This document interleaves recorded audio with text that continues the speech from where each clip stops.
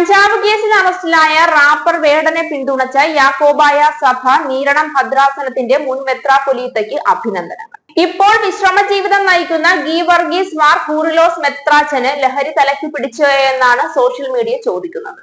തിരുമേനി അതൊന്നും കാര്യമാക്കണ്ട, അങ്ങ് കഴിക്കുന്ന മരുന്ന് കൃത്യമായി കഴിക്കണം, ഇല്ലെങ്കിൽ ഇതുപോലെ ആരെങ്കിലും ലഹരി തലയ്ക്ക് പിടിച്ചോ എന്നൊക്കെ ചോദിക്കും. തിരുമേനി ഫേസ്ബുക്കിൽ പങ്കുവച്ച കുറിപ്പിലാണ് പിന്തുണ അറിയിച്ചത്. മനുഷ്യർക്ക് മാത്രമല്ല മൃഗങ്ങൾക്കും അവയുടെ ശരീരഭാഗങ്ങൾക്ക് പോലും ജാതിയുള്ള നാട് എന്ന് കുറിച്ചാണ് പിന്തുണ അറിയിച്ചിരിക്കുന്നത്. വേടന്റെ കറുപ്പിന്റെ രാഷ്ട്രീയത്തോടൊപ്പം ലഹരിക്കെതിരെയും എന്റെ നിലപാട്, വേടന്റെ വെളുത്ത ദൈവങ്ങൾക്കെതിരെയുള്ള കലാവിപ്ലവം തുടരട്ടെ എന്നും അദ്ദേഹം കുറിച്ചു. ആ കുറിപ്പ് വായിച്ചപ്പോൾ പലർക്കും കുരുപൊട്ടി. ഈ മെത്രാനും ഇതൊക്കെ ഉപയോഗിക്കുന്നുണ്ടോ എന്നാണ് വിരോധികൾ ചോദിക്കുന്നത്. തിരുമേനി ഓന്തിനെ പോലെ നിലപാട് മാറ്റുന്നു എന്നൊക്കെയാണ് പറയുന്നത്. തിരുമേനി എന്തുകൊണ്ടാണ് വേടനെ പിന്തുണച്ചത്? വേടൻ ചെയ്ത തെറ്റിന്റെ ഗൗരവം മെത്രാച്ചന് മനസ്സിലായില്ലേ എന്ന് ചോദിച്ചവരുമുണ്ട്.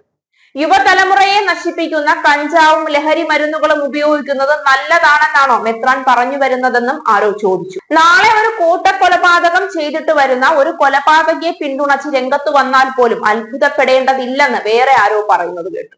ആ കൊലപാതകി ചെയ്തത് ധീരപ്രവൃത്തിയാണെന്ന് വേണ്ടി വന്നാൽ തിരുമേനി പറയുമെന്നും സോഷ്യൽ മീഡിയയിൽ കണ്ടു.